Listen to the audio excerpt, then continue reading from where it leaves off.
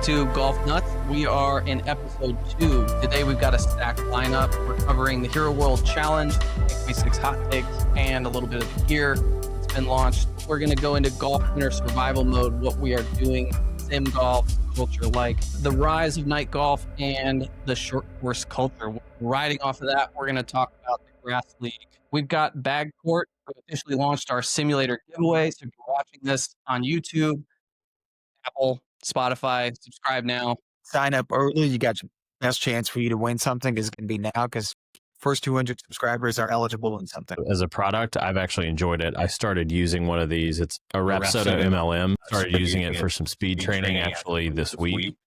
Before we jump into our topics today, we've got a new segment called New to Us. Right now, never before done, 2028 Olympics, the mixed team format that they just announced. I'm sure you guys are going to read about this everywhere. It's on the Golf Channel. Men and women from each country on the same team, hosted at the famous Riviera Country Club. Legendary course that's hosted Genesis Invitational each year, aside from last year. Had fires in LA and they had to move it. This course historically has hosted several golf majors, including the 1948 U.S. Open, that Ben Hogan won, PGA Championship in 83 and 95, and it's set to host the 2026 U.S. Women's Open and now the 2028 Olympics. Also, we do see it on the schedule for the Men's U.S. Open return in 2031. Format is a two-person team, one man, one woman, 36-hole event. Round 1 is foursomes, and then round 2 is a 4-ball. So let's get some reactions from you guys. I'm excited about high-level golf going back to Riv as opposed to just the Genesis every year. It's always a fun part of the West Coast swing for me. Personally, I tune in, but I'm really interested to see who is going to be representing the United States. When we look at the rise of the YouTube golf, I think that it has conditioned us that we can start to see men and women starting to play together. So this is going to be more accepted in a way that I think 5 years ago, this wouldn't have been as an anticipated event. Yeah, definitely. I mean, the 4-ball, the foursomes, both of those are going to be interesting. I think it'll probably be a match play type thing. Maybe bracket format. We don't know all the details on that quite yet. There's a couple of events where you see like Jake Knapp was teamed up with... Jake Knapp played with Patty Tavatanakit. Yeah, so they won that. They've been playing that one together. I mean, there's a couple of other pro-ams where we see, mixed team formats. I think it's not just 2 people from each country. I think it's multiple teams of 2 from each country. Will there be overlap between competing in the individual and then also competing as part of the mixed? Has to be overlap on that. Absolutely. I just don't know. I don't know who kind of the rising stars from the female side. So it's going to be interesting to see who's going to come out represent. And does that translate to viewers as well? Yeah, I mean, on the LPGA side, it's kind of Nelly, Minjee Lee, Lee's sister. But we got Patty out there who she'll come out. Patty's not in the top 10. This is a topic we're going to cover in a future episode. Joe Hallett has been one of the top teachers on Golf Digest Hot 100 list, number 1 for like 7 years. And he coaches and travels with the LPGA pros. Coached the girl that won the last U.S. Women's Open. So we'll have him on, go into LPGA in a way that we've probably not before. So, all right. So next on the topic list, the last piece of news to us, we've got to talk about the Optum Golf Channel games. Let's play the explainer video. This is news to me as of today. Welcome to the Optum Golf Channel games, where 2 4-man teams go head-to-head in a series of high-stakes, high-energy challenges. Captured by 2 of the game's greatest players, What it's all about. Rory McIlroy and Scottie Scheffler. Here's how it all works. Competition 5, Captain's Challenge. Finally, it's a showdown of the Titans. Only the captains Rory and Scottie will compete in the Captain's Challenge, hitting 10 shots from predetermined spots.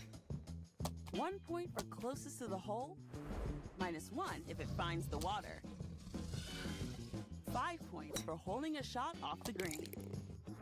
And 5 points for holding a putt. The winner scores 1 point for their team and claims bragging rights in the epic finale. Let the games begin. All right, so that's just one of the segments. They actually have explainer videos for each of these different game segments. There is a team. It looks like Scotty has his own team. We'll pull up who those people are. It looks like he has Keegan Bradley, Sam Burns, Luke Clanton, and then Rory has his own team.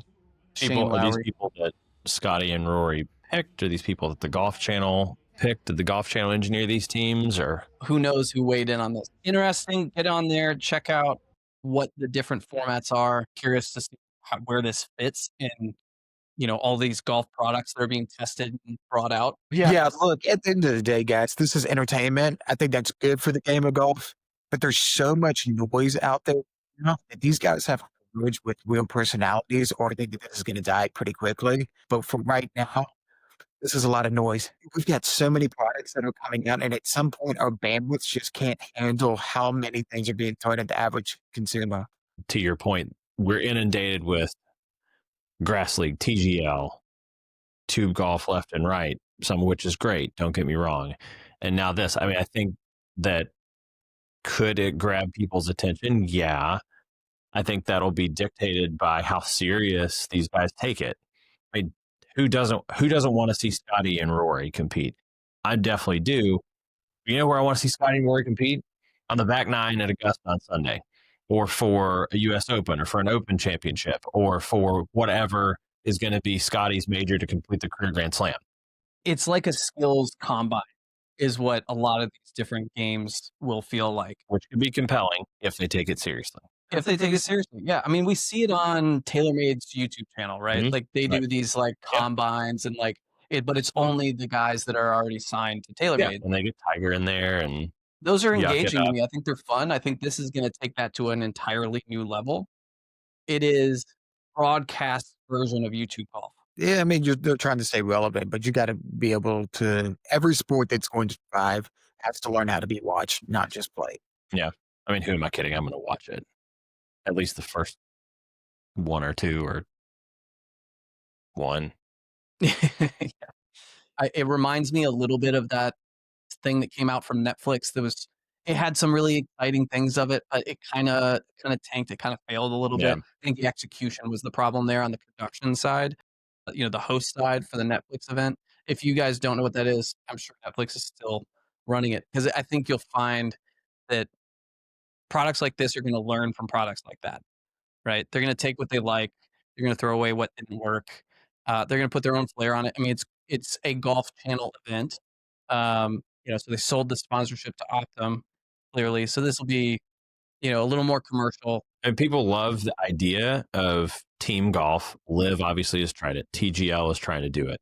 Grass League, which we're going to talk about more later, is another entrant in the space. Here's another one, courtesy of the Golf Channel. There's the ultimate echelon of team golf, right? And that's the Ryder Cup. And then but just for me, everything else is a far distant second. Now the Olympics would be different. We keep trying to reinvent the wheel and capture what is the Ryder Cup essence, which That's right. You have Ian Poulter, as we talked about in the last podcast. Two of his most memorable shots as an entire career came off of Ryder Cup shots that he played. So we keep trying to reinvent that in a new format. To me, it just hasn't grabbed yet. That's right. As exhibited by the fact that there are TGL, Live, now this, Netflix, the match, Capital One's the match, the Skins game. YouTube golf mixes it up, the Internet Invitational.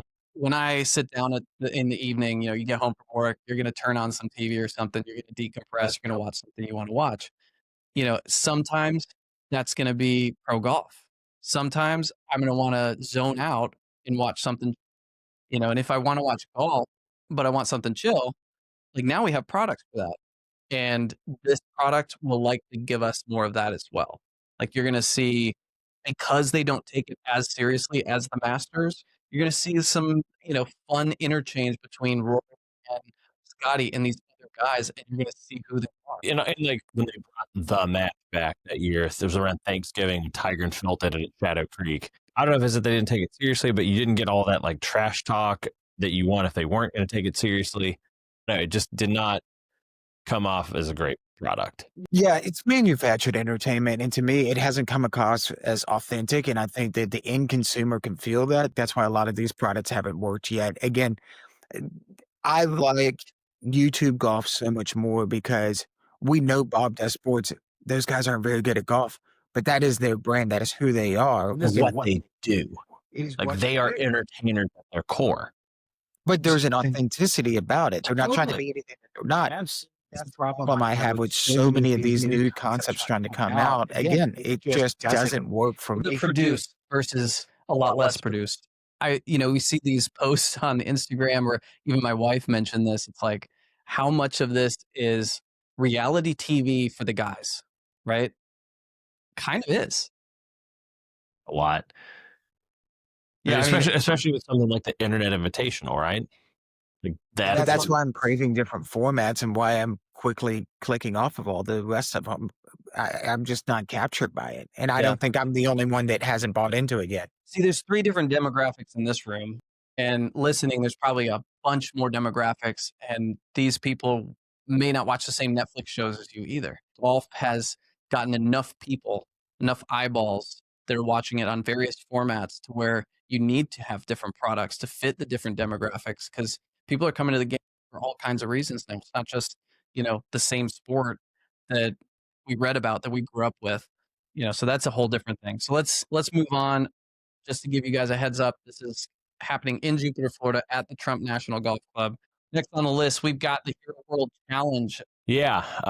So 2025 season closing.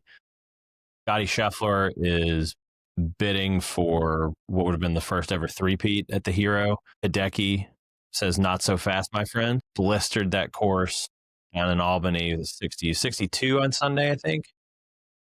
So he's a second-time winner.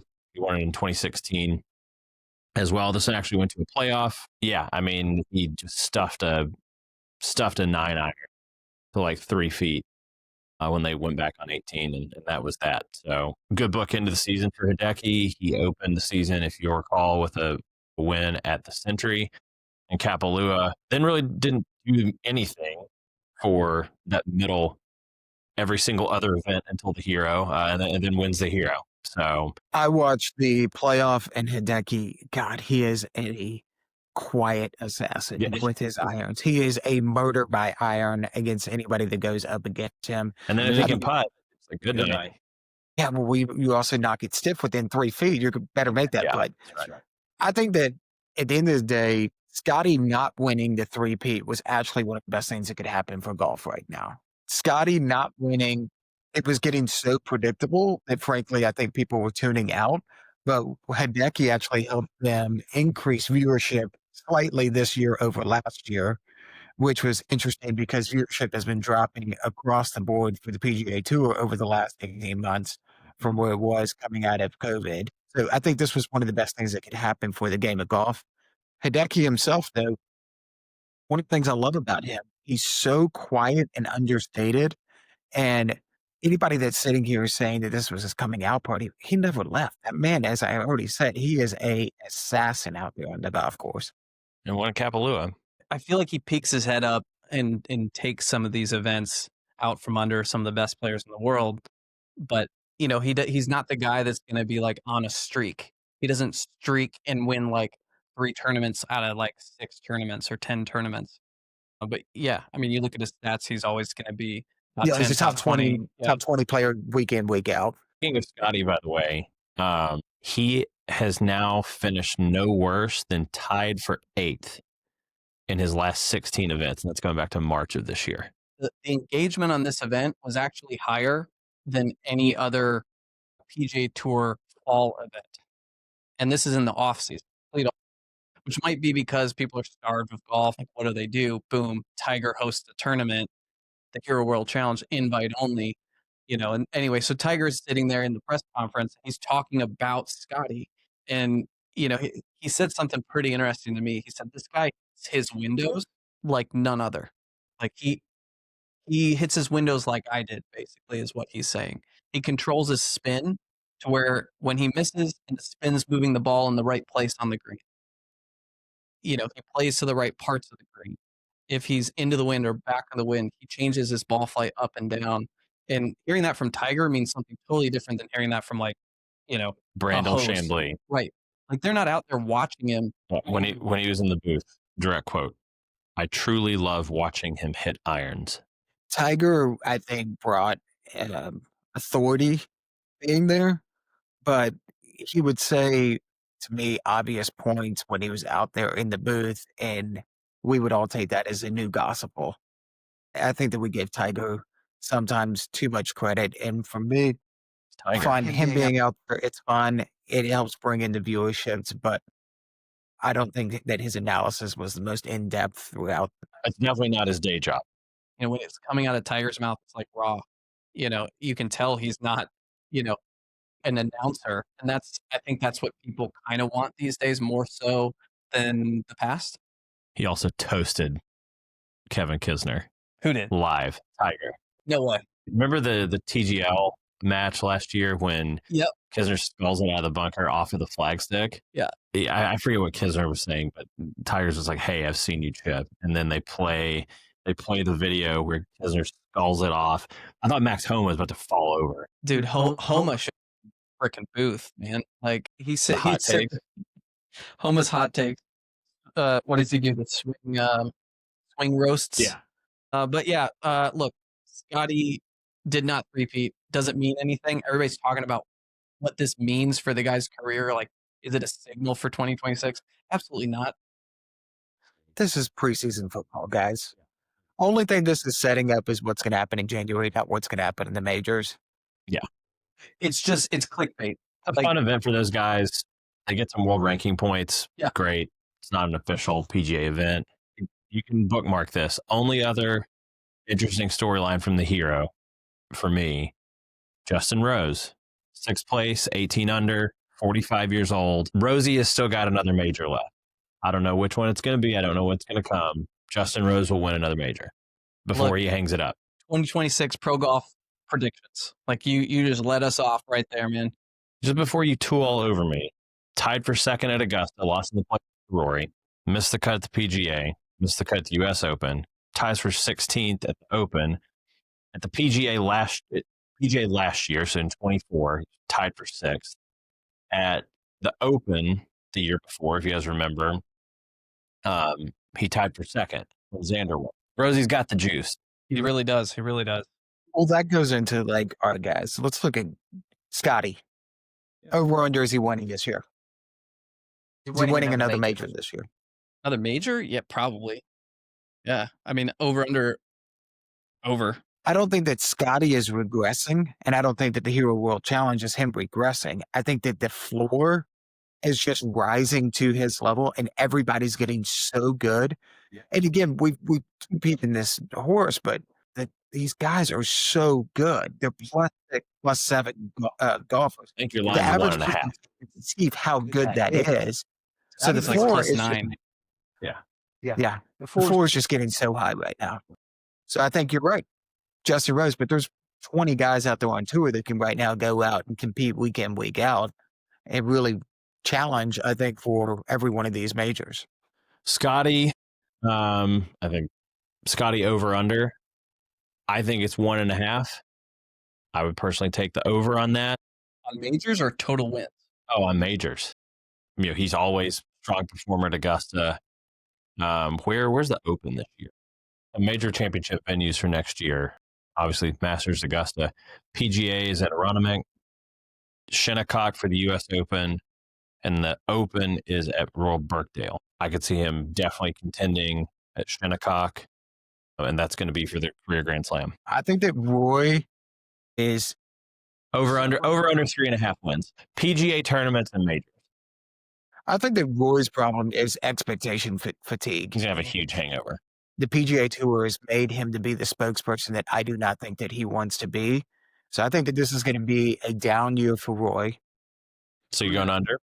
I'm going to go under. I would agree with that. I would go under. This year, like, checked off arguably the last 2 things on his golf life career list of stuff to do. He completed the career Grand Slam, won the Masters, and he won an away Ryder Cup, which he performed in, by the way. He lost to Scotty, but like. And if he doesn't win, the media is just going to hound on him. I think that this is going to be an exhausting year for Roy McIlroy. Frankly, I think that once the media gets off of him, 2-3 years down the road when he's no longer the spokesperson for the PGA Tour, frankly, I think he comes back and he'll win one more because Roy's a world-class athlete. He's a world-class golfer. He's one of the best that's ever played the game. But as I said, expectation fatigue. On the Rory subject, it's a simple piece of math between his focus on the course and his focus to his life off the course. Yep. And I think once he's checked those boxes that he did check last year, will he come back and come back with a vengeance? What's his next goal going to be? That's my question for him, is what drives him now? And a prediction for me on Scotty, when you look at his arc so far over the last couple of years, my question is this his 2000 year, right? Like This coming year, 2026. 2026, is this when Scotty just shows up in a way that makes you go, Tiger watch? That's what I'm looking for right now. I think it's very possible. The Okay. guy's in obviously the greatest form that we've seen any golfer on the PGA Tour be in. Best footwork that's ever played the game. Happy feet. I would say the big three right now, Scotty, Bryson, and Roy. They're carrying the entire sport, in my opinion. So what do y'all think happens with Bryson this year? Line 0.5. Does he win a major? Does he not? Built to win outside of a U.S. Open. I think he's shown he can play at Augusta. I don't personally see him winning an Open championship. Shinnecock's going to be tough for him. It's Yeah. going to be tough for all the guys. He can still win majors out there. We all know that he's a top 5 player in the world. But he's got to stop acting like he's the smartest guy in the room, because I think at times he starts to distract himself from how good he can be when he's trying to beat the game of golf at all times instead of just playing. Go out and play the game. I see him struggle with that in press conferences. I think he is aware of it because you see him catch himself, pull it back, be more humble. This isn't YouTube golf. I'm in a press conference for a pro event. It's got to be a different version of me. I think he's struggling with his brand, right? And he's got an amazing brand. It's not that he struggles with the brand itself. It's in his head. How do you turn on the switch between, entertainer and Going pro high-fiving, golfer? the fans and autographs between holes at Pinehurst to, okay, wait, this is actually a press conference that is with the real media, and I've got to be a professional golfer. Right. Yeah. Look, he went from like villain to folk hero in 2 years. I think he's the only one of those guys that LIV was actually a positive change for their career for. Yeah. Only one. I think he's also carrying the entire LIV brand right now. Only one who's actually, if you look at all of the big names that were paid hundreds of millions of dollars to be brought over to LIV, Bryson's the only one whose fan base and engagement level has grown since joining LIV. The rest of the guys, I can't tell you what they're doing with. Bryson's the one that you keep up with, but I think a lot of that has to do with YouTube golf. Well, what are you going to do when you're playing, eight tournaments a year? Yeah. And then majors that you get, or tournaments you might get invited to? What are you going to do in the middle of that? You got to do something. Bryson, I believe, is a major, lethal threat. We're under this year. Does he win one? I think he top fives in 2. I will take that bet all day long. I think you're right. On top. Does he win? You think Man. he will? Top 5 and 2. Yeah, I think he's going to compete. He'll be there on a Sunday coming down the finish line, but I don't know if he wins. The question about whether he wins or not is how focused he is. He has the capability. He can do it. He can steal one out from under any of these guys, including Scotty, but he has to be on point. And he's got to figure out his wedge game. He is talking about that left and right. It's in his head. He knows his wedge game isn't good. And he's got to flip that switch. The other guy on YouTube, Wesley Bryan, is all about how good he is at wedges. Even John Rahm's talking about how his nickname's like Wedgeley Bryan. You got to spin his worst part of his game and turn it into his scoring part of his game. That's his unlock for winning a major. How dangerous is his upside, though, if he can figure out that wedge game? Very. I still don't know that he wins an Open championship, though. I don't think his game's built for it. Maybe I'm wrong. I'd like to be proven wrong. Shift a little bit into Rory on predictions. So he won a DP last year. I don't think that he's going to be coming into this season with any less confidence. Definitely more confidence than he had last season. Last season, he was struggling. Can he do it again? Will he do it again? And then once he did it, won the Grand Slam, it was, well, what are you going to do now? Are you going to win the Ryder Cup? The media frenzy was crazy. It's hard to focus during that period of time, but he did it anyway. So now, honestly, I feel like he is floating through the air in 2026. I think that you're looking at over under 4 wins plus for Rory, and I think Scotty's got minimum 5 So you're wins. going over. You're taking over 3.5 for Rory. Over 3.5 for Rory. Problem with floating in the sky is that your head's in the clouds. See, that's not how I look at it. Some of the best rounds I've played are when I just don't have worries, right? You're not worried about money. You're not worried about getting home to your kids. You've completed the things you got to complete. Everybody's taken care of. You're just floating. You're not worried about the parts of your game or the things that are outside of your game. You're able to focus, I think. Yeah, we'll see. I mean, so there's the Masters. He won at Pebble. He won the Players. He won the Irish Open, that big eagle on the 18th hole, forced a playoff. He did win his 7th race to Dubai this year. He beat Seve's record.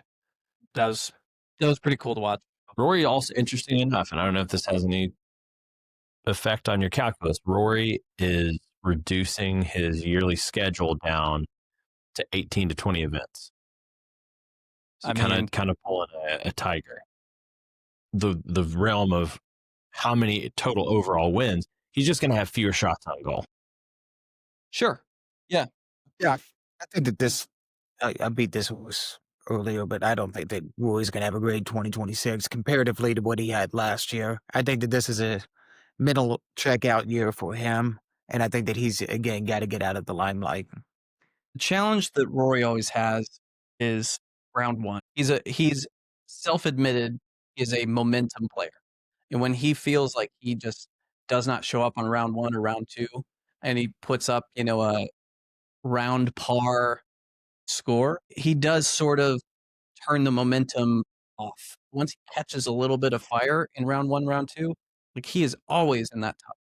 He's always in the hunt come Sunday. For him, it's a momentum. It's a mental challenge. Can he get the momentum and maintain the momentum? He's not one of those that's going to play a perfect round of golf, and he knows that too. He shot an even 72 in the Masters this year. He had 2 double bogeys over the last 4 holes and shot even par. On Sunday? On the first round. Day one, yeah. He knows that's his challenge, just like Bryson knows his challenge is wedges. Like he's self-proclaimed, understands this. So now we all know though, you just don't want to blow up on the first tag. Can't win the tournament on day one, but you can lose it. That's right. Now, look, a major shooting around par in a major is less penal to them than shooting around par. Unless it's the PGA of Valhalla. Yeah, the under par winning. Then you have to show up round 1, 2, 3, 4, like period. You have to show up. All right, guys, do we have any dark horses coming out of the PGA Tour in terms of not just regular wins, but major wins? Over under on a dark horse that has not won a major before. So Justin Rose doesn't count. Could you have a guy like Harris English who has, for the last decade, been a top 25 money earner, week in, week out, exceptional player, come out and actually win, or can he not close it out? I don't know. Harris English had some flashes of Brilliance. Genius last year. Do you think the Ryder Cup was a setback for him, though, because he played so bad in the Ryder Cup? Not really. I think the format has too many caveats to, how you individually played. Format, the stadiums are different. All of that stuff changes the way the player will bank that in their minds. Now, if they felt defeated in a way, regardless of format, they don't put that caveat on, maybe it affects them, possibly. I've got 2 for you. Dark horses that could win. Tommy Fleetwood. A major. He is in form. Yeah, he's number 2 in data golf rankings right now. He was close, like spitting distance from winning one. Tommy Fleetwood could, and I also think Cam Young could. Cam Young was right there his rookie year at the Open when Cam Smith played out of his ever-loving mind. And Cam Young got the monkey off his back getting a win this year. And he played very well at the Ryder Cup. Not that that has an impact on, but as like a momentum building He almost exercise. won another one. Was it the RBC? I think it was Sam Burns and Ryan Fox, that ended up in this pretty cool playoff.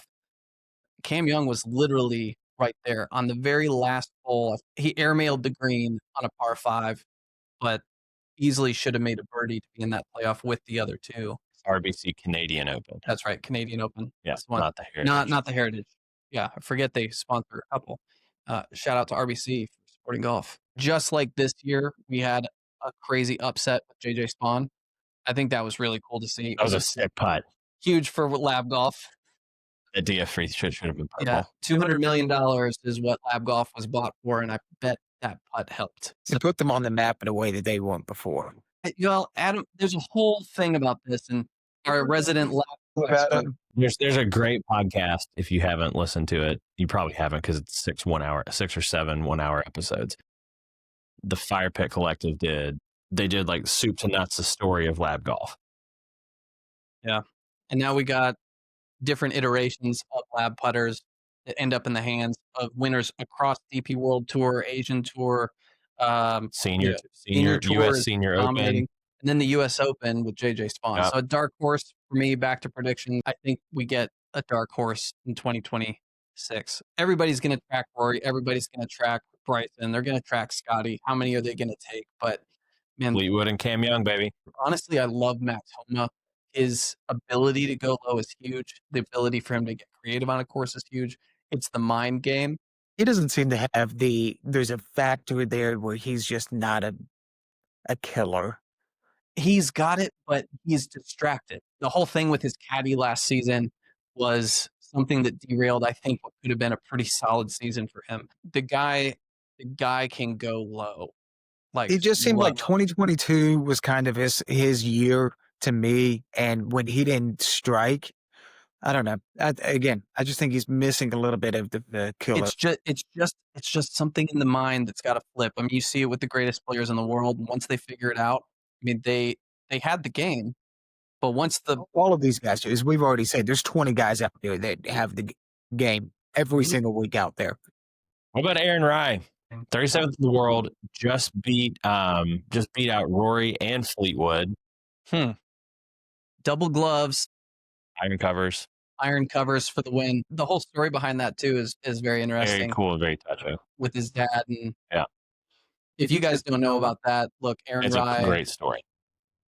Yeah, I mean, go and watch him talk about it, because it's going to mean a lot more than hearing it from me. But frankly, like, he was given a set of clubs and he did not want to, ruin them at all. He didn't have a chance to buy new clubs. His dad was going, out of his way to make this happen for him, and he wanted to, keep him nice. And to this day, like, he does that. Probably in his head, that's probably something he carries, and probably helps him get through every round. Reminds him, where he came from, what it's all about. And he beat Fleetwood in a playoff, by the way, to win in Abu Dhabi. We all have our routines, and I guarantee you, putting that head cover back on, taking it off, that's all part of his routine that he's developed since his early days. And as you said, didn't want to destroy the clubs that his parents really couldn't afford to give him growing up. Those that come from me get the best coaches, get the best equipment, but having a guy like that come from the humble origins that he did, I love the story. And I would love to see a guy like that emerge as being one of the next superstars in the league. All right, let's switch gears to equipment, ball drops, club drops, 2026. What are we looking at? Pat, you want to lead us off on a couple of these? Oh, yeah. So just as a point of reference, 2028 is when the new testing conditions for professionals are going to take place regarding the golf ball rollback. TBD on if that actually happens or not. I personally think it's a terrible thing for the game if they do that. One of the cool things about golf is that Brian's case, less than 7 handicappers can play the same stuff that Rory and Bryson are playing, and it's just a measuring stick. But all that is to say, 2028 for pros, 2030 for the regular golfers like us. On that subject, if they roll back the golf ball, do we also roll back what's in our bags? I mean, we're not pros. We're not getting, but do we That's want to play the same thing the pros play? the question, right? And will the manufacturers do that? That's one of the coolest things about golf is because it is a sport that you play the same way the professionals do. I mean, I kind of enjoy playing the same thing that the pros play. And so, unfortunately, I probably will be one of those guys like, just give me the rolled back golf ball. They're doing it. I want to. 100%. I don't think that this is an issue. Golf doesn't have a distance problem. It has a timing issue. The game has just gotten too long with the COVID golf that's coming in that doesn't respect the game, doesn't respect pace of play. That's the problem that we have. It's not a rollback issue. So to your point, the expected distance reductions by the rollback. Longest hitters in the game, so your Brysons, Rorys, etc., expected loss of 13 to 15 yards. Average PGA Tour player, 9 to 11 yards. Recreational golfers, 5 yards or less. And every driver that I've bought since 2020. How many drivers have you bought? Not since 2020. One that Brian actually helped me build last year. But every time I keep thinking I'm going to add 15 yards to my overall drive. And yet the older I get, shorter it seems to go. I actually went cold turkey. I stopped playing the game of golf for a large amount of time. I'm embarrassed to almost say how much.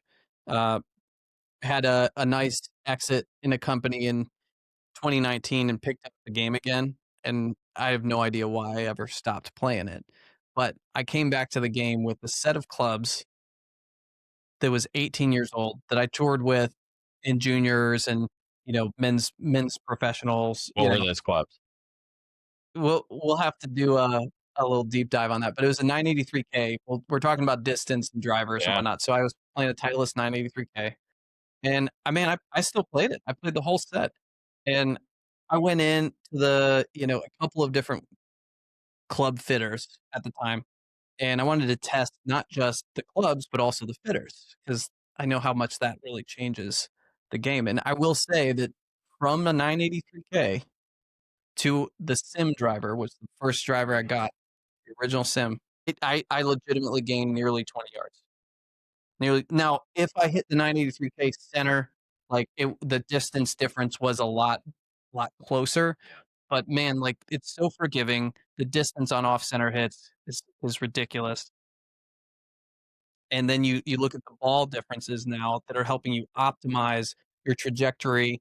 You get the most hang time, optimize your spin for your swings. And that's how you can have a 108 mile an hour swing and still carry the ball 275, 285, and still roll it out to 300, 310. Yeah. If you have a great fitter, all that matches your swing, that matches your profile, the shaft and the club work together. And we're looking at some really interesting releases in 26. My Golf Spy again does these deep dives on golf balls. I actually was fitted into the Pro V1X left dash. I've played a couple other balls that surprised me. I was very impressed by them. But you do play left dash. I do play left dash, and I've been tracking it, and they haven't updated that in 4 or 5 years. Funny you mentioned that because the new left dash is coming in 2026. Boom. I'm so excited about Bryson played it allegedly at the U.S. Open when he won at Pinehurst in 24. It was a prototype then. And it made its debut officially, more widespread debut at the Pro Tour this September. But guys, we also have guys like Adam Schnape, who just won that Butterfield Bermuda Championship.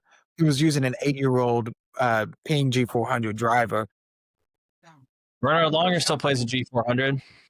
Which, how much is a company like Ping just absolutely about to tinkle in their pants when a player comes out and wins with an 8-year-old technology? And I believe it's 3-wood. It's something like 6 years old. Bermuda was won by a guy playing, his whole bag was old. His whole bag was old. I mean, I think it was the M6 and Aaron Wright. No, Aaron Wright and the guy that won, 2 guys. M6 wins. That thing was crazy. The winds, 50 mile an hour winds. Yeah. And that I know what you're talking about. Adam Schenk. I'm not gonna lie. I went on eBay and I looked at M6s. But at the same time, guys, just be comfortable with the equipment that you have. That extra 3 yards that you're gonna get, this and that, we don't need to upgrade as often as some of these guys are. Yeah, but it's fun. It is fun. Look, for us, you know, unless you are really serious and you're dedicated, you're putting in your 10,000 hours, you're working on specific parts of your game, you're methodical about growth of your game, both off the course, on the course, or competitively. But then it's a different story. But for the rest of the world that's, you know, competitive, you know, you're playing your member guests, you're playing, you know, the casual competitions. Yeah, you're gonna want to just get a new thing and have fun with that new thing. I mean, Yeah. it's our version of what, like your wife's YSL bag or whatever she's gonna spend way too much money on. You're gonna be like mind blown, and then you turn around and spend $4,000 on golf clubs. We just lost some female viewership there because of a statement like that. But No, I actually validated their bag purchase. If you really think about it, Pro V1X left. Pro V1X Left Dash, the new Bridgestone golf balls, which I've never personally, it just hasn't ever really worked for me. The successor to the Tour B lineup, obviously they've got Tiger Hawk in those. He has allegedly confirmed a ball speed increase, but he only just got cleared to chip and putt like in the past week or so. We'll see. Jason Day, another Bridgestone staffer, really likes it. Wesley Bryan's been playing that per Jason Day. Day, I guess, slipped him some balls or something. I don't know how that works. went to his house and they did a challenge in his backyard. Jason Day's got a exceptional setup. So yeah, I mean, there's some, like, they're going. I don't know if it's a marketing tactic, but they're going with some like low key slide in hype. Yeah, and they're very smart marketing. To your point, they're calling it just like the VS Proto series right now. I would hate to get so plugged into a brand new golf ball though, and then make your entire game based around that, and then now in 2 years from now you're gonna have to switch to a different golf ball. I understand you want to dominate in the present time as best you can, but again, these are guys that, as we just said, using the same equipment for sometimes 8 years. I tell you, so one guy's opinion on the golf ball, like I think the least accessible, but could arguably be the most beneficial to just like the everyday weekend warrior golfer would be golf ball fitting. Yeah. And you can go, I mean, you can go get like when the Titleist van drives up to your course, yeah, you can do a Titleist ball fitting. Like the only thing that's commercially available and readily accessible is a ping product. It's called Ballnamic. I saw that. You can load your simulator numbers into it, and it will, and what you currently play, and it will spit out That's an what the best ball is for you. It's like $20 for 5 fittings. That should be more widely, you know, brought to the average golfer. I think. Yeah, but guys, until you're a single digit handicapper, none of this matters. We're going to see next year the new Amazon golf ball is going to be everywhere. That golf ball is not going to be the best ball out there. It's going to compete with what was a Mojo. But they haven't put it in a, you know, My Golf Spy. They haven't put it in a ball test, like comprehensive head to head with all the other golf balls yet, but they have tested it.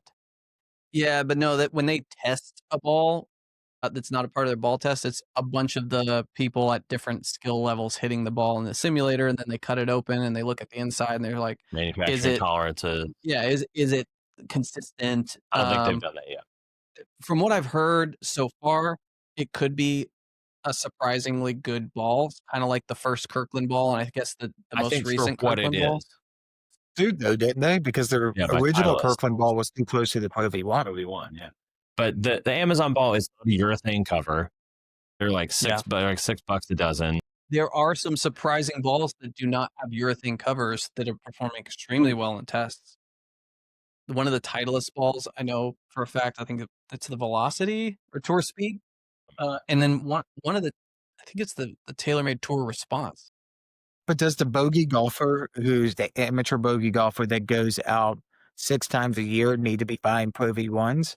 Or just eco, and they need to just buy the Amazon golf ball? At the end of the day, you sell to the masses to dine with the classes, guys. I think this is going to be one of the hottest selling golf balls in 2026. It might very well be. The average golfer that's 10 handicap, or maybe higher than that even, that's going out and playing with his kids or or younger guys that are getting into the game. I mean, cost is a big factor. Golf is an expensive sport. Like, throw down $50 a dozen? Heck no.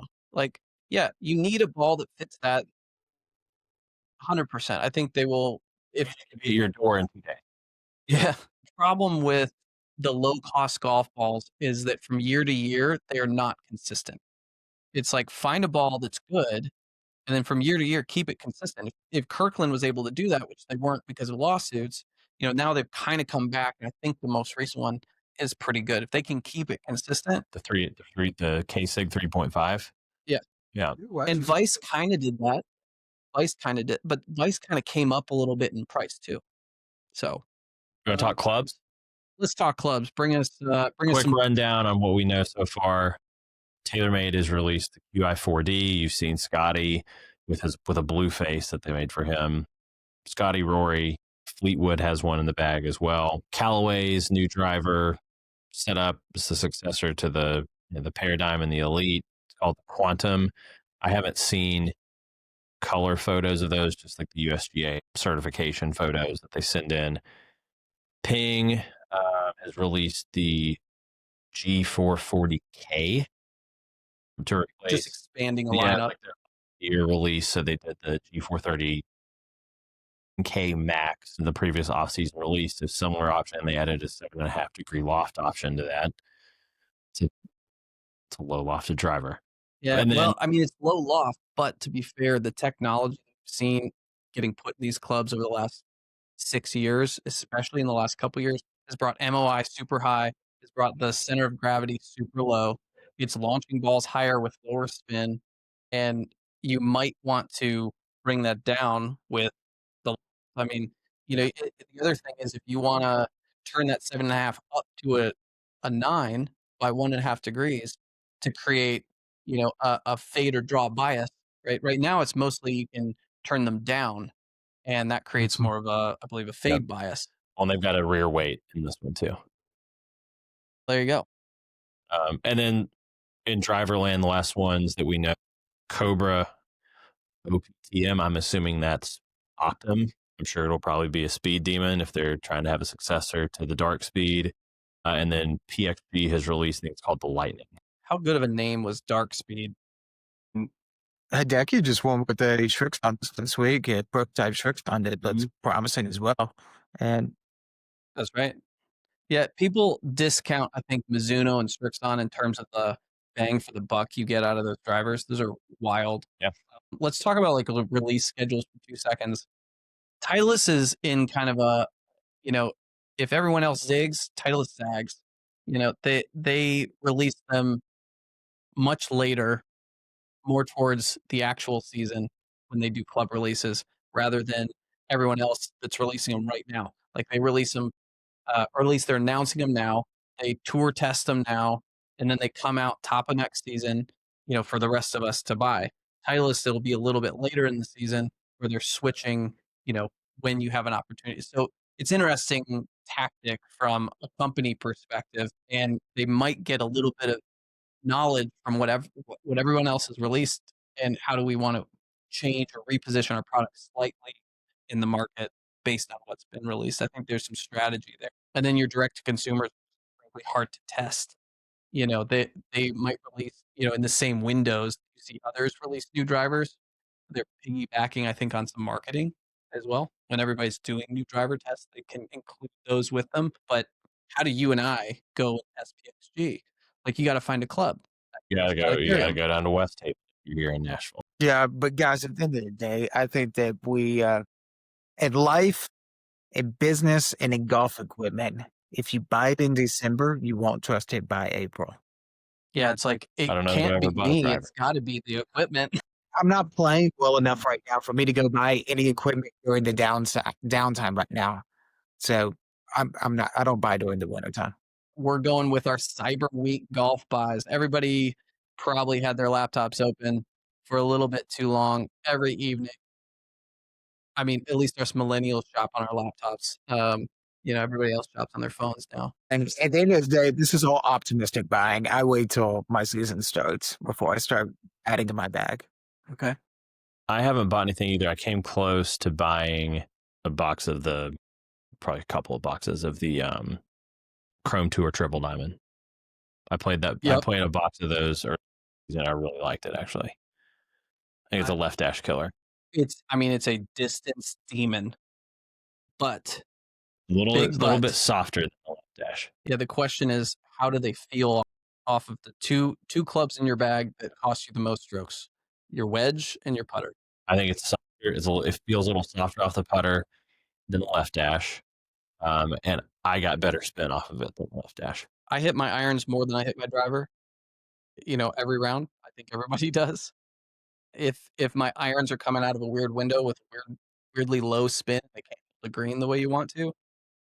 I'm just not gonna play that ball. I don't care if I'm 5 or 7 or even 10 yards further down the fairway. That might be one club difference on the iron.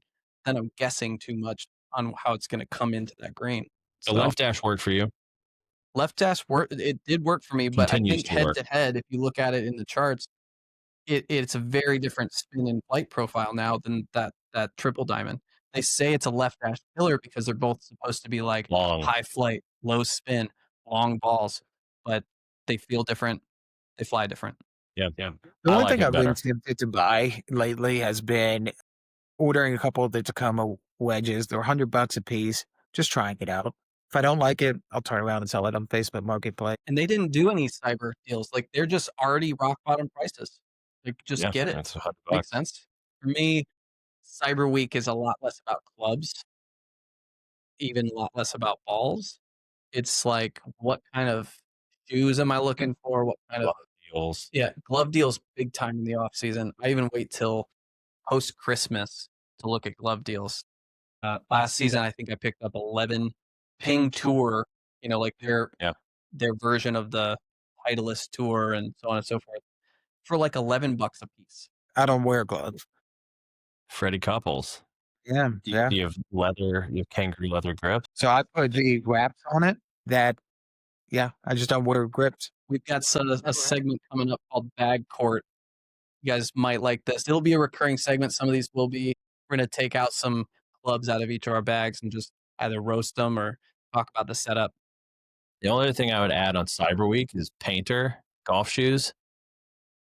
I would have bought some, but I've got like 3 pairs of them. They're awesome shoes. For a while there, I was on like a Nike golf shoe stint, man. Like there's a shoe that just the heel toe drop and the way the stability on it felt nice. And every time there was a sale, because that's a huge big box store, like I could get those things for $60 to $80, and they're like $180 shoe. People rave about the new Scotty and the Rory shoes. For me now, though, it's going to come down to what colorways do they go into. I mean, I'm one of those. Yeah, I'm at this stage of life now where I keep shoes, shirt, an extra set of clothes with my clubs in my bag. So if I ever need to, I can just change right away. So that's, if I'm grabbing another pair of shoes, it's really to just rotate whatever I've got out there in the car. Yeah, my car is my golf locker too. All right, so yeah, Mr. Electric Car over here has a frunk, the front trunk, which is also my my golf locker. It's got multiple pairs of golf shoes, the golf bag, training aids, winter gear, rain gear. Like it's got a change of clothes in there. Yeah, just in case I'm out off a meeting and I can squeeze something in. It's like, why not? If the name of our podcast does not represent who we are, then I have no idea what to tell you. All right. So next segment, we've got winter golf realities. What is winter golf for you guys? Like, let's just talk about this. Everybody's having to deal with winter golf in different ways. You might be in Florida and you might be listening to this going, yeah, irrelevant to me. Yeah, I'm on this year, guys, because coming off of an injury, broken rotator cuff, couple cracked ribs. So I just now in the last week was starting to take full swings again, and sent you both some videos of me starting to really try to go back after the golf ball. So I've got a simulator at my house that I built after a divorce. Once you do that, you can have the freedom to do those kind of purchases and build outs in one's house again, and to never leave one's house again.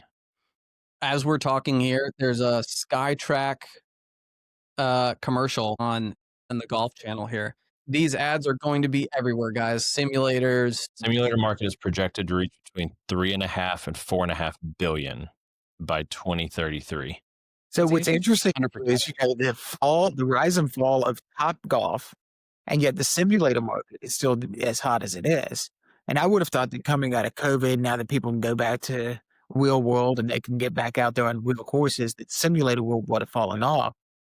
And I seem to find a lot of them for sale on Facebook Marketplace, but I think the market's just getting so big. There's more that are hitting the secondary market. Yeah. What do you guys think is the number one score killer when you're playing winter golf? Like, if we go out right now Real in golf outside. 30, 40 degree weather, where we just say, I've got to go play, whether it's 9 holes or whatever, what do you think hurts your game the most in the? I mean, for me personally, my threshold for going out and playing is about 50 degrees. I'll play in the 40s if I'm desperate and it's sunny and not windy. And the same thing that kills my score in the winter is the same thing that kills my score in the regular season right now, and it's putting. Okay. What about anything particular about putting? Just too many damn 3-putts, man. Okay. But what about why winter? Why would you choose that? It's very consistent across winter on all seasons. I'm an equal opportunity 3-putter. Okay. Temperature to me is a false illusion out there. It's not a cutoff for me. It's wind, wet, I'll quit. Calm and cold, I'll still go out there and go have some fun. And I love that at least this time of year, you've got 80% less traffic when you're out there playing. So you can walk onto any muni if you want to right now. You're going to play 9 holes in an hour. I love that. I'll go do that all day long. If it's 42 degrees outside, give me a Titleist beanie. Give me a muff, Titleist muff, cart muff. I'm going to put a pin on exactly what the answer is to this. It's been reported that putting is the thing that costs you the most strokes in the winter because speed control. Evidently, the greens in the winter, because the grass is dying and all that stuff, it's much harder to figure out grain, speed, things like that. So that's that one. It's that, or you need to buy another putter. You need to get the purple. The purple DF3 has to happen for Patrick. If you guys have been listening to us, anybody who has a connection with the lab, we need to get our man a purple DF3. But you can just buy them now. Like, they're not limited edition anymore. Well, then flip and go. You want to plug your Patreon now, and then we'll just get the audience to start chipping in. For those that don't know, the purple DF3 was a limited release colorway. And by the way, Lab, shout out to them for actually doing colorways. Like, most people don't really have that in the game. It really personalizes it for a lot of people, which is fun. But anyway, it was limited. Now I guess you can just buy it. So he has no excuse. They retired orange. Retired orange. Oh, I guess there's only so much room in the factory for colors. As a colorblind man over here, I don't know the difference between any of what you're talking about. So you should just get a purple one. I'll take black and gold. I'm going to support my alma mater. They did come out with the Yeti over the Cyber Week, which reminds me of a giant Lego piece. Just looking $1,400 clubs I've ever seen, though. It's wild. DF3PO is cooler. I mean, that never leaves the office, man. It's like gold plated. It's 24 karat one was so much better. Yeah, DF3PO. All right. So other pieces of winter golf that are keeping me up. We're always tweaking our golf sims this time of year. Yeah, for me, I mean, I'm going to live in that sim. I might go to a couple of these new member only sort of indoor golf clubs. Yeah, they're cropping up everywhere. Everywhere. It's a whole different business model, which I think is driving those numbers you talked about earlier. There's here we're in Nashville, right? There's the original one was Hideout. There's 2 locations of Hideout. In town, we got the private one. In town golf club just opened. That one is also in Atlanta, I think. Like Charlotte. Yep. There is 5-iron golf over by Vanderbilt. All over New York. I haven't been to it. So why is it that these indoor golf sims are working and Topgolf isn't? I think it's close. Yeah. I would argue since Callaway came in to Topgolf for $2.2 billion valuation, and now they just sold off 60%. Yeah. Here's my grasp on Topgolf, and one of the things I think is a big separator. One, hey, look, Topgolf is outside. You get to hit on a range. I like that. But then they negate it by giving you crap golf balls. Like these balls have been beat to hell. And they're chipped and all that You don't know stuff. how they're going to Topgolf's fly. biggest problem that it has is that the average consumer to Topgolf doesn't return. They only go once. Right. Yeah. And because it's Golf teams and you're joining, especially the ones that you're actually joining, you're going to be going quite often. And it's created a community. And frankly, I think that society as a whole has been craving community for a very long time, especially from a male's perspective. We're at a male loneliness epidemic, they say right now.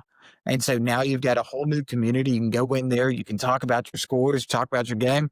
I was texting you guys last night. I said, hey guys, I think I figured something out. What golfer hasn't said that before in a group text message? So that community is just something that I think is been craved for so long, and that's why I think the indoor golf ones work. Topgolf doesn't. I think community is a big piece of it because unlike Topgolf, where what are we going to do now? Well, you go to Topgolf, you can just walk in and walk out of one. There's the community aspect because with like In Town or Hideout or 5-Iron, you have to be members of or go with a member. So there's a little bit of an exclusivity factor, but There's I think a few though that are just book a tee time. One in Franklin. It looks like the same thing you get at the private clubs, but you can go with your son. You don't have to be a member. You can, get a tee time. Period. I don't know what it is per hour, but community aspect, I think it's closer to quote unquote real golf. So you're hitting drives and you're hitting irons. You're not just like target picking. It's more real golf than it is driving range. Yeah, but simulators can't replace real golf, but it can expose your flaws.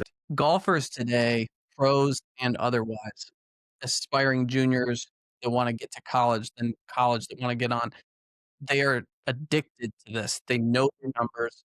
It's helping them be better players out of the gate. You're getting kids that are reaching levels that you wouldn't see in the past. Now, I think they're losing a little bit of the creativity of the sport because they are learning on sims a lot more so than you would see, in the past. But at the same time, like the data is good. It feeds you what you need to know in order to get better. You can order food and you can hang out and your wife can watch sit football down. while you're doing it or whatever. But you also got guys like Josh Oddie, who's one of the greatest golf sim guys out there, and he's tried to make it on some of these mini tours, and it doesn't translate over. Yeah. He's like a +8 on the sim, and yet he's only made, I think he's only made like one or two lower level golf tournaments that he's actually made the cut on. Let's talk about your golf sim handicap versus your real handicap, and this year. Actually, Pat and I were out playing with a friend of mine who's a member at Governors, and he brings out a friend of his. Both of them are higher handicappers, but they love going to the indoor sim. I mean, they love it. It's like it's their after work beer hang. And the guy goes, okay, so how are we going to do these teams? How are we going to play with each other? My indoor handicap's X, but my outdoor I don't even it's worse. And I was first time I ever had to do that math in my head going, what is the difference between your handicap and your actual handicap? Like, how do you, what is yours versus, it's got to be lower, right? Yeah, because it's an automatic 2-putt. You don't get the breaks that you don't get in real life. And this is the problem that I have with TGL, that I just don't think that it's going to work in the long. I told you all last episode, TGL doesn't survive 5 more years from now.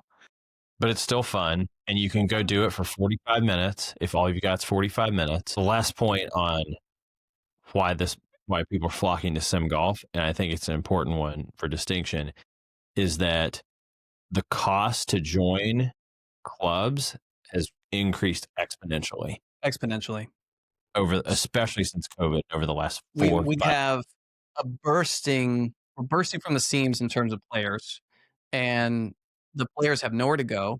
The munis are overrun. The tee times, good luck finding one on any given weekend. Quality is getting worse. Tee boxes are getting chewed up. Guys don't respect the game. Filling divots. They don't know how to fill divots. The private clubs are moving up in cost, and obviously it costs a lot to maintain clubs, especially when they're getting more play. And you're ending up with clubs that used to be 15 grand or less, a lot less sometimes, that are now 90 or 100. Quality hasn't gone up with the price going up. That's the problem that I have. Correct. It's access. It's really just access. Are you going to be able to play the game on a better course? And then it's, do you feel like you're a good enough player to pay that amount of money to get onto a nicer course that is maintained better? And there's these different levels of the game. There's gaps that these things are filling. During the financial crisis between 2008 and 2011, some of the courses in Nashville, Tennessee that are going for, they're not even allowing you to put your name on a wait list like a Richland Country Club, dropped its pricing down all the way to $5,000 to join. And they were begging people to try to join back with them. I think that right now, golf is in a heightened stage. And I say this with the clubs in just Nashville. You guys can comment in if this is happening in your own hometowns, but I think that they such a high and the demand is so high right It's now. a pricing exercise. And we have a lot of people coming in. It is a pricing exercise, but then you've got these new guys that are coming up that are increasing the prices year over year. And now it feels like they're just gouging the consumers coming out with the product because the hype is out there, but they don't understand that where is their brand in 5 years? Where is their brand in 10 years when this too shall pass? Loyalty notwithstanding, though, I mean, the big OEMs have increased their prices exponentially also. Look, the indoor golf community fills a gap, right? And that gap's being created by this bloating of membership prices, but also the demand for access to the game. So will it go away? I think that every industry goes through a bubble, goes through this phase of just rapid growth. Everybody's going to be building it. Some of those products just won't survive, right? Some of the products won't be good enough, won't be enough people paying for it. It might be overpriced or underpriced, and there will be winners in that business. I think we're looking at some of them right There are now. winners in every bubble. There's going to be winners in the AI bubble. There are winners in the .com bubble. In terms of simulators, we've ran some research on this. So there's some pro sim and some anti sim things we're going to read off as we close out this segment. Best feedback tool ever created. Strike awareness improved massively. Depends on the mat you hit on, in my opinion. My low point control actually got better. That's interesting, hearing that from people on a mat that typically increases your fat shots, the way your brain thinks about that. You can also use them outside. Yeah, you can use the sim outside. I bring mine to the range all the time, actually. All right, anti-sim camp says, it ruined my tempo. I don't understand that one personally.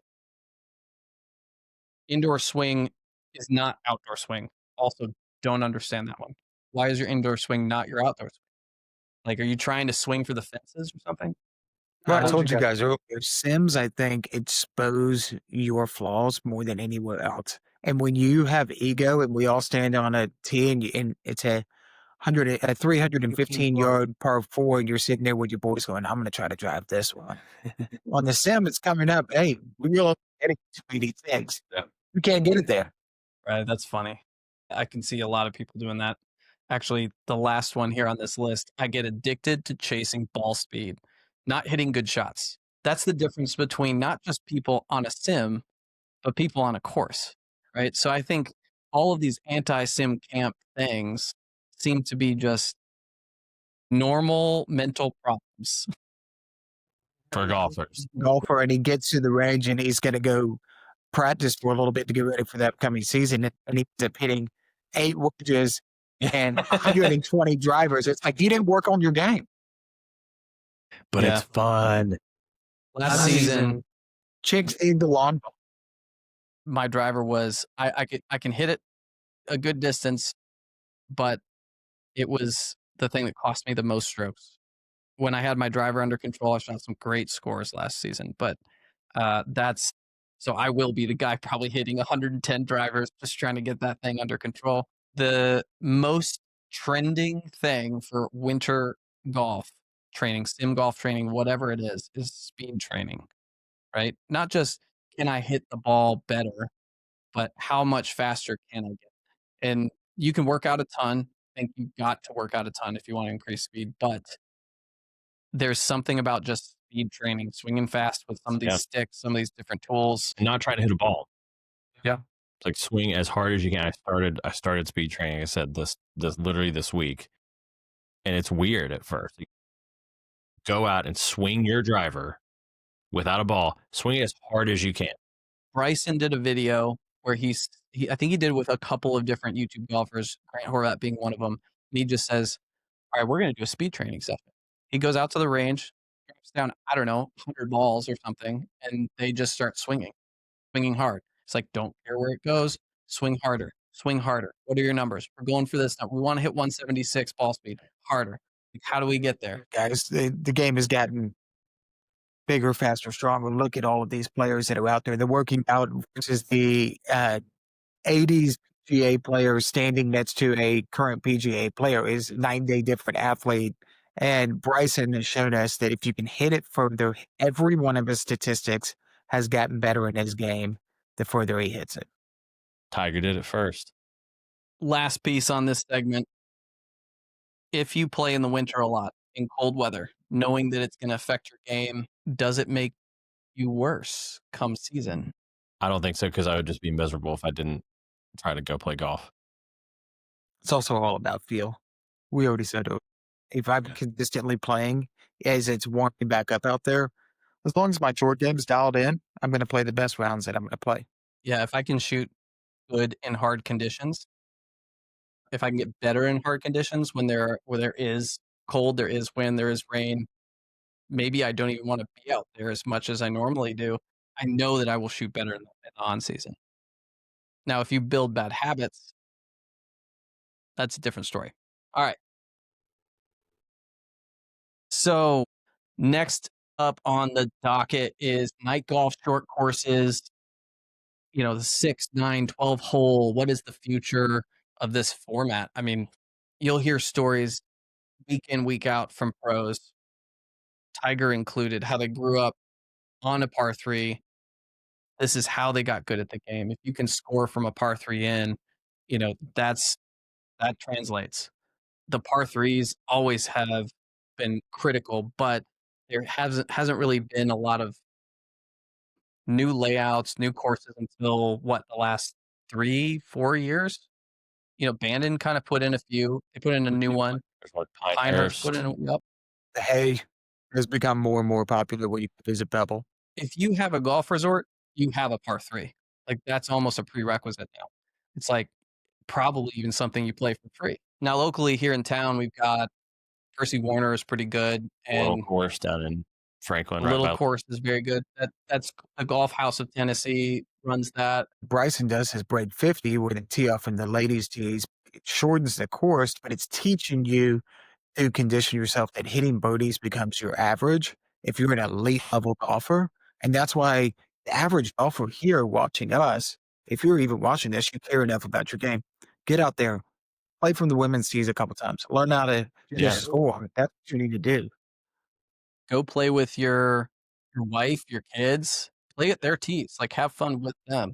I go to Percy Warner, and it's a pretty short course. You could take driver or some club to almost every green. Frankly, I leave every wood in the car, and I practice like, can I hit my 3-iron off the tee and then close it in? Yeah.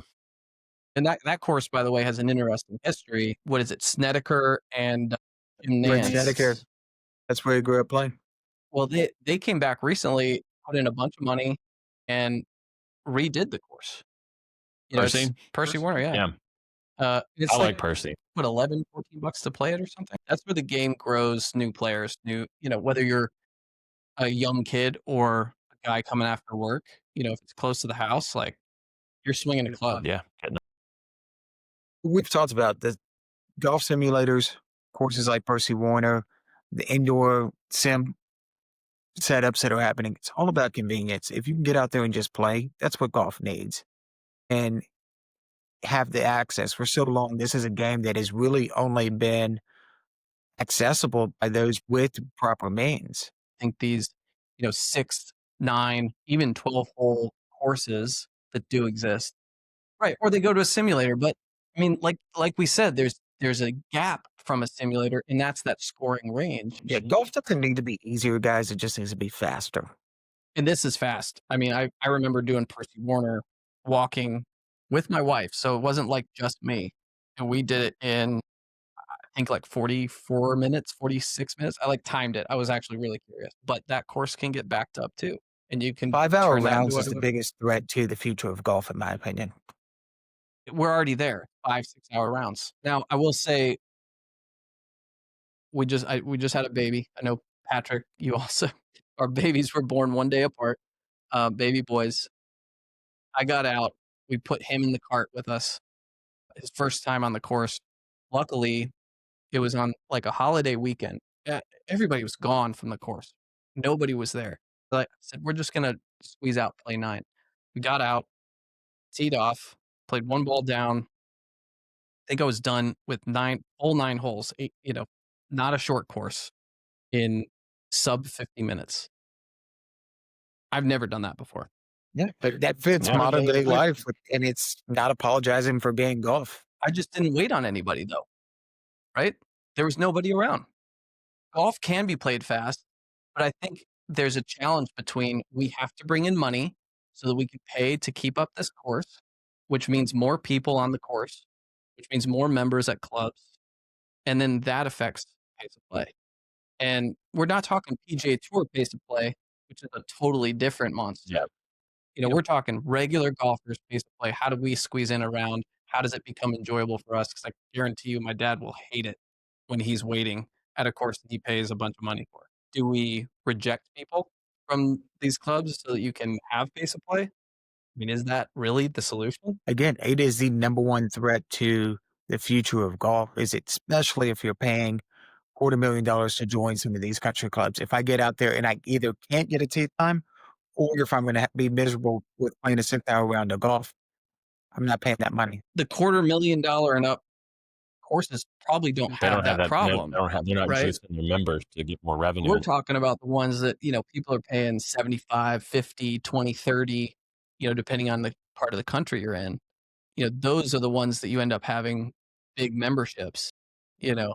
Um, and they may not have 2 courses either to split the play. Western here in Nashville, they're building 1,500 more homes to add on to its community. It's already at a 6 hour pace on Sundays. If you're going to go out there and go play on the weekend, paying $140 for a round, and it's $75,000 worth to join. To me, at some point now, that new 1,500 homes joining into a gated community is going to want to join the country club. So here's where It's only going to get worse. You should have added a second 18. But the ROI, you're going to get more money from building the homes than you are going to get from Absolutely. building another 18 holes. that's the question though. Do we build more courses? Is there even land to build more courses? Do more courses just increase cost to the membership? Like, what's the actual solution to pace of play, or not even just pace of play, just access, being able to go play golf? Because that's a part of that. And that's the subject we're on now is like night golf, short courses. If land's an issue, if cost is an issue, if the goal is to get players to play, even when they don't have time to do 18 or even a full 9, like what products need to exist? And I think there are some, I think in the United States, there's only 16 night courses, period. Night 16. golf, huge in the Middle East. Honestly, that's a temperature thing because it's so flipping hot out. You could see a world where, I mean, hell, it gets hot here in the summer. Yeah. Not that hot, but it gets hot and humid. And so if you're a club with a big old membership, invest in the lights and light up And 9. but that can't be done everywhere because residential communities, light spill, and there's some challenges with it. But does it need to exist? Yes. I think it needs to exist on a much larger level than it currently does. We're emerging as a sport right now, and it's going to be interesting to see what's going to happen over the next decade. And I think there's going to be a lot of things that are going to come that none of us in this room can predict right now. Where's the future going to go?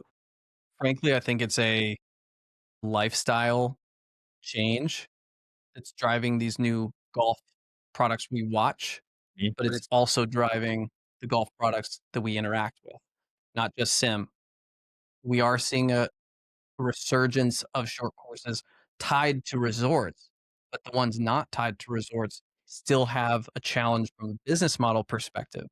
So where do you find these? Like you do have your Sweden's Cove, which are, if you guys Love don't know Sweden's about Cove. it, 9 holes, big greens, 2 pins per green, multiple tee box options. You can play it as much as you want if you can get Whatever out order there. you want to play. Backed by Peyton Manning, is one of the founders. Yeah. But it is, frankly, it's a full 9 holes. So it takes up a larger footprint. You know, if you're trying to put this around a city, the demand is, can you find that much space? I mean, that's Difficult. probably 150 plus Difficult. acres minimum, right? Very difficult. Also, we're doing how many rounds you're going to get per day coming in because it's sweetness. Because what you, Unless you go night golf. Night golf increases the number of rounds you get per day. yeah, but to run those lights is a costly endeavor. Not as much these days. I mean, look, number one, you go with renewable energy. Number two, you Little go bit of a with higher fee. LEDs. Like the LEDs drop the light usage to, a fraction of what it used to be to run these type of night courses. I think the business model is super capable. And if you combine short course daytime play with the ability to have night golf with it, it's huge. Now, I think there's a missing piece, and it's what you see with a Top Golf, what you see with the indoor golf, and there's some lifestyle stuff that you have to put around it. What do you put next to those courses? Restaurants, do you pair it with an indoor facility? Is a short course also have an indoor facility? Do you have like a gym? Do you have, sports bars? Like, or is it some big new complex that people are going to dream up and it's going to be, the next hot place to go for corporate events and golf and The Pacific Rim and the Middle East, I think, are the two areas where the most emergence is happening. Yep. We need to look closer into how they're doing it. And I think in the next 5 years, we're behind 5 years from them. Singapore, Korea, also Tilek, Turkey has a really interesting one.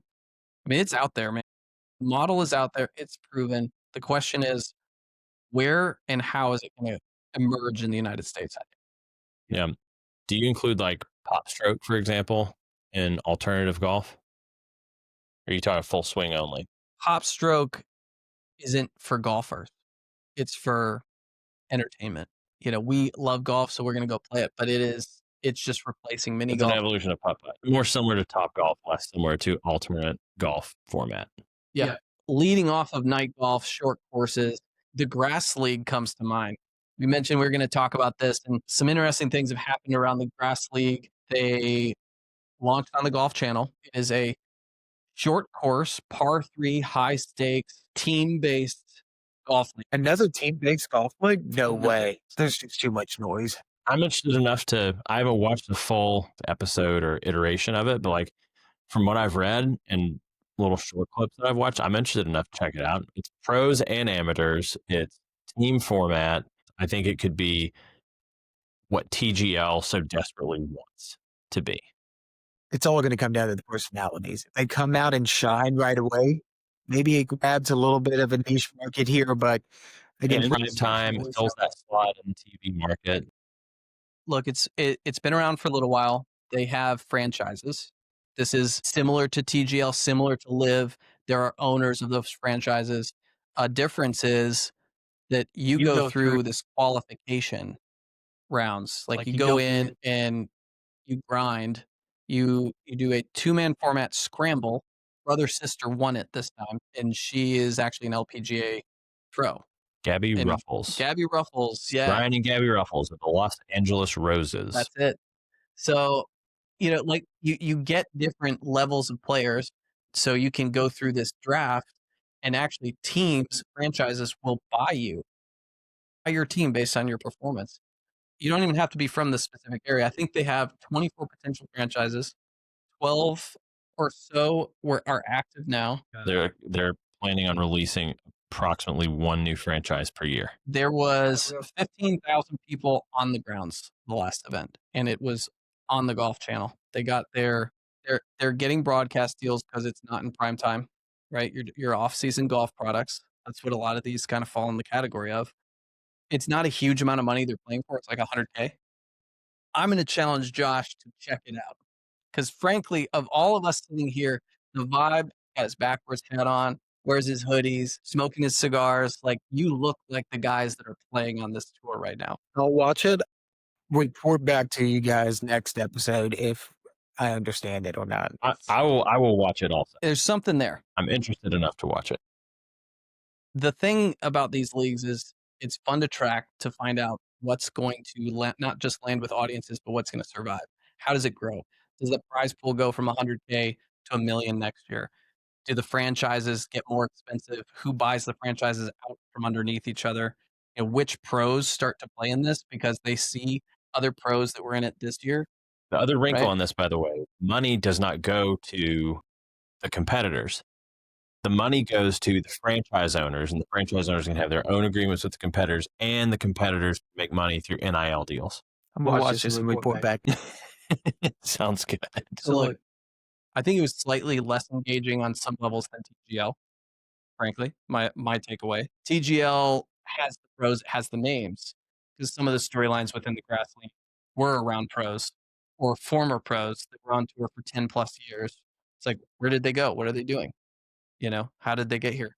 Some of these guys during the announcements were like, okay, he just came from his office. You know, now he's out here, and they're 19 under and in the hunt for 100K prize. Consistency, name recognition, reasons why you can put out 5 YouTube videos a week. I need to be able to recognize your name. If you are coming out once every 6 months, you just aren't going to scratch the itch because I'm not going to care who you are, and I'm not going to retune back in. I might tune in one time. We all dream of that. Come off the sofa, come in off and be able to play with the best of the best guys. Watch the movie Rounders. You want to sit at the table with the best of the best. But at the end of the day, name recognition, consistency. I mean, that's content generation in general. Like, you've got to be consistent. It's got to be high quality. These products that are coming out, but in 10 years, we're going to be like, oh yeah, we did see where that started, right? And it started in a very different place than probably where it is in whatever, 5-10 years. Tune into a YouTube channel, go back in time to their early videos and see what those look like. Yeah, there'll be elements of Live. There's going to be elements of TGL. There's going to be elements of the grassroots that will emerge into what is going to be the next dominant league. I mean, look at what happened in the 90s with, I forget what it was called at the time, but Norman's new proposal to expand golf internationally. And then the PGA Tour immediately took that and incorporated it into what became the World Golf Championships. Right. This is a very different product. As you watch it, the teams, the personalities, very different. It's a niche product, but it is getting broadcast potential. You know, we're going to track it. Let's watch it. We'll Tune find out. in. We want to know what your thoughts are because this is happening in real time. All these products that we keep talking about, it's like, what do we want? Hit us in the comments. Do you think it's stupid like Josh? Are you mildly interested like I am? All right, guys. So this week's recurring segment, we're going to wrap up with Bag Court. New segment. We're going to grab a club out of each of our bags. We're going to roast it or we're going to break it down. All right, Josh, what you got? Oh, guys, I've been playing with the T100s for the last couple of years. The Titleist, just a great iron. I mean, there's a reason you guys see so many of these still out on First tour. gen T100. Yeah. Tell me what I did here.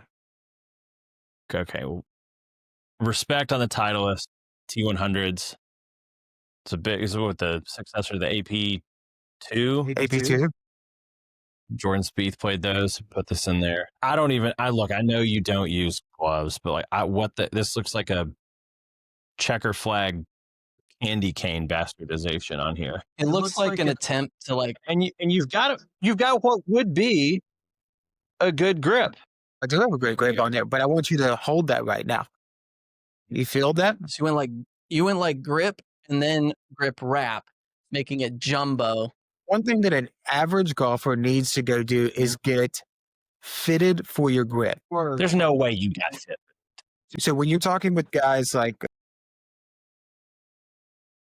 the great long hitter, losing my mind, lives in the van out at Hermitage.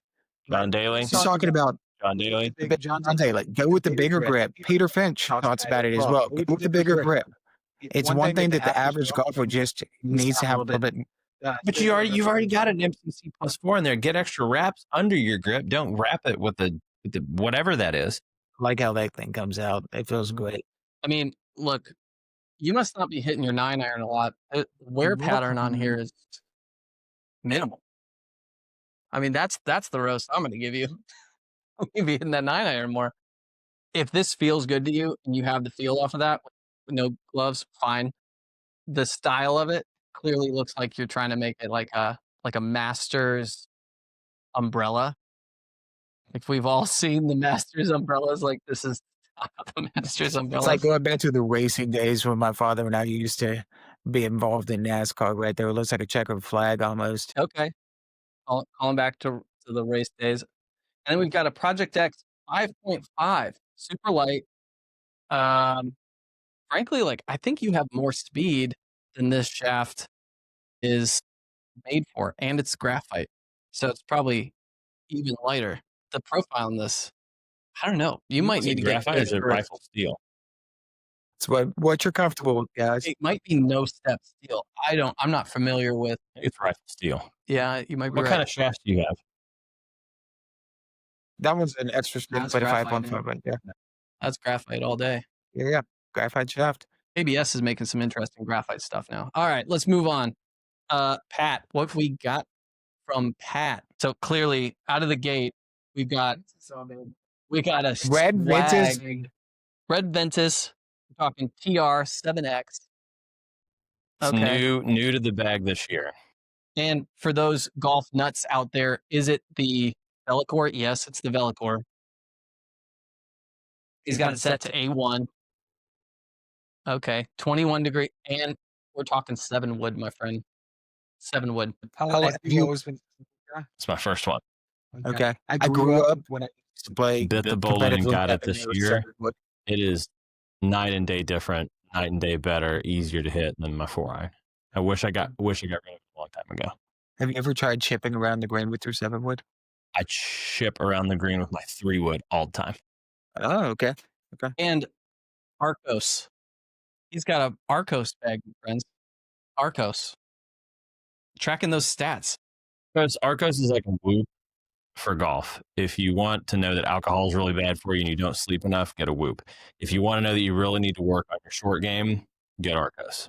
Is that the 2-iron Pikachu that you got? It is. So you're playing this and that in the same bag. You got a driver 3 wood, 7 wood? Okay. So no. In terms of like distance, Like you're gapping in your. yeah, driver 3, 7, then driving iron, What's the difference in distance between driving iron and that? 10, 15 yards. Okay. That flies a lot higher, holds greens easier. Do you have what's the ball speed difference? Couldn't tell you. The thing that I'm going to be focusing on this next season from a fitting standpoint in terms of gapping is going to be a ball speed difference, which equates to a distance difference, right? If the spin is all correct. So I guess pro fitting says, 5 miles an hour ball speed between your irons, between your clubs. It's kind of the target. So that would be interesting to check. Okay, roasting for 2 seconds. Ventus Red TR. That's like A Volvo basically with a like gun rack. no, I love these shafts, man. Like but it's basically like a Ventus Blue. Ventus Red TR is the red is a higher flight, blue is the mid flight, black's the low flight. So now we've got like there's a this red Ventus TR white is now like too. basically right in the middle. You just wanted to make it look like it goes faster, is what it looks like. Ferrari red fast. 7 wood launches it high, plus this shaft launches it higher than most. Plus you have speed, which creates more spin, and you're launching it high. This thing must just like drop out of the sky.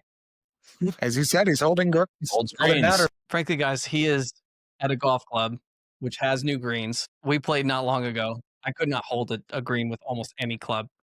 They are rock solid. So if you can hold a green with this, I guess there is a purpose for it in your bag. Here you go, Josh. I just want to see the miss hits on there. To your credit, no sky marks on this thing. Sky marks. I'm looking at him getting underneath on this, trying to tee it up too high. What are you, a 17 handicap? I mean, take this off of He's like a strong 10. fairway usually. I hit it off the tee on. There's some short par fours that we've got that I'll hit off the tee. Okay. Oh, what you got? All right, guys, here you go. I'm going to give you a wedge that's probably going to leave my bag next season. So I figured, why not throw it in there? I like the lead tape. You've loved the Lotus shaft. Yeah, man, those Modus shafts are All of your sweet. iron Lotus? I'm one of the weird guys that does put the same iron shaft in his wedges. Same stiffness too. Same stiffness as well, yeah. He's I now a switched- Nuggets fan. I switched up on. I do X in my gap wedge, and then I switched to stiff in my 56 and 60 this year. Did you stamp Nuggets on that because that's what your grandma called you growing up? Actually, it's what we call the dogs. Is enough lead tape to make difference, or did you just put it on there because it looks cool? No, so from a swing weight progression throughout the bag, I wanted these to be about a D 5.5, so that as you get into the regular set, you're dropping into D4s, and then when you get all the way up to the top of the bag, like your 3-iron, we're at like a D 2.53.